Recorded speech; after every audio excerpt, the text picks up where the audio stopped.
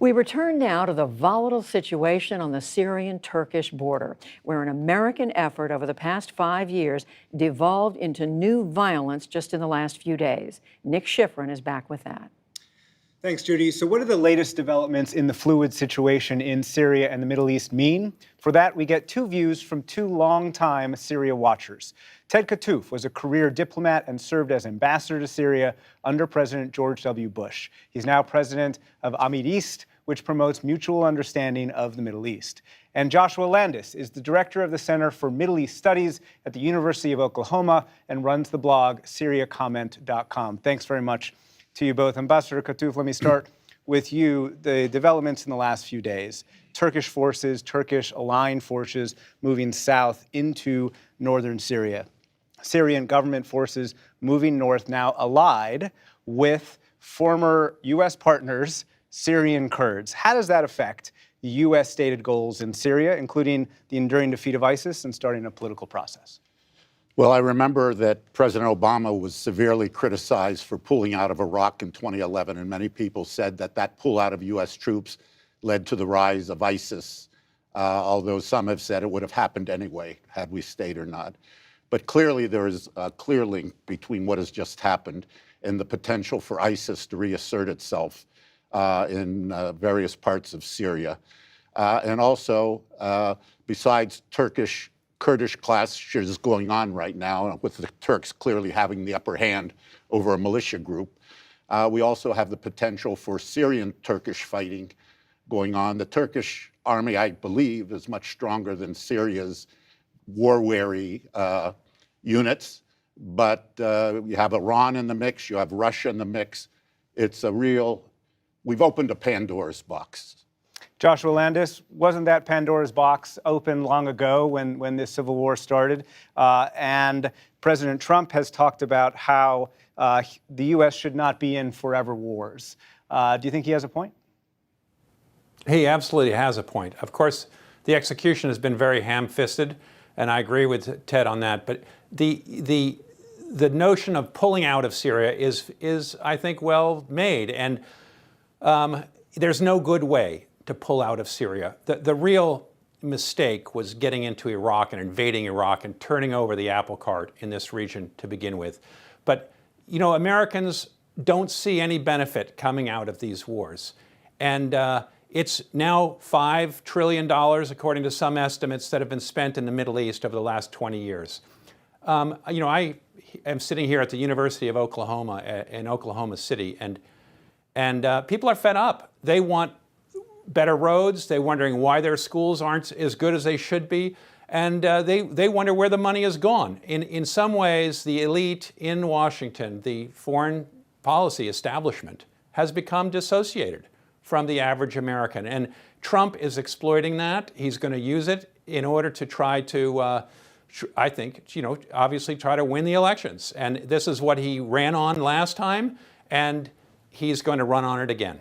Ambassador Kattouf, the Trump administration also makes another point, which is that Turkey has been a NATO ally since 1952, has fought in every war alongside the U.S. since then, and the Kurds were simply a partner, a temporary one at that, to help fight ISIS. So do those arguments have a point? Do the Turks have legitimate security interests here? The Turks have legitimate security interests. And I also want to say I don't disagree with Joshua Landis that eventually we need to get out of these areas, get our troops out. But it's how it's done, the implementation, the impulse of the president talking to Erdogan and then just telling the Pentagon, the National Security Council, pull our troops back, leaving the Kurds totally exposed. And by the way, this is not the first time we've betrayed the Kurds. You could go back to the San Remo conference of 1923, and if you want to look for original sins, that might be it, because 20 million Kurds have been left out of having their nation state of their own, and they're divided among 4 countries in that region. But this is a terrible betrayal, and our allies will not, our other allies will not fail to notice.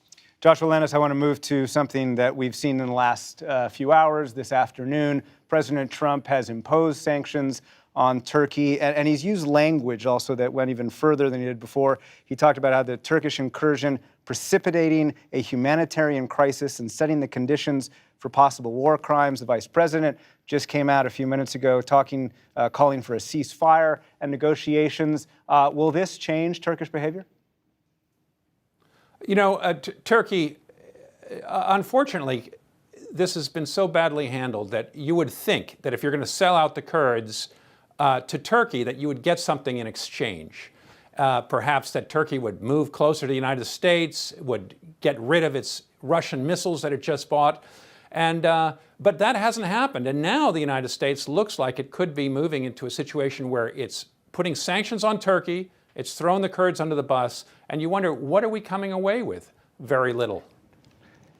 Ambassador Kattouf, on what happens next, you mentioned before there could be some confrontation between Turkey and Syria. How serious would that be? It would be very serious, but I think Russia is going to play a very important role in all of this.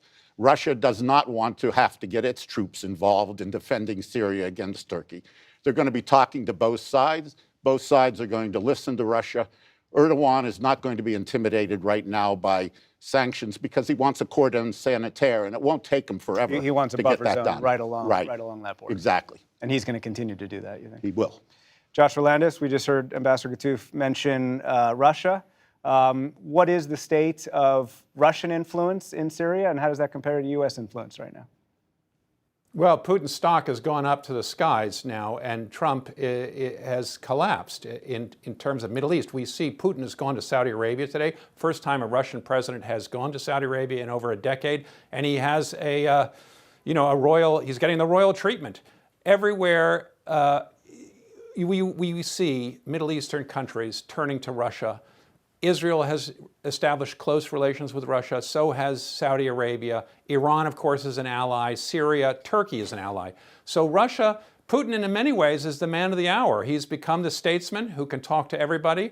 Everybody's looking to him to help to attenuate the conflicts that seem to be multiplying in the Middle East. This is a bad moment for the United States. Trying to get out of the Middle East the way it has been has caused many people to distrust the United States and to wonder, are they an ally that will come to my aid in our time of need? Joshua Landis, Ambassador Ted Kattouf, thank you very much to you both. Pleasure.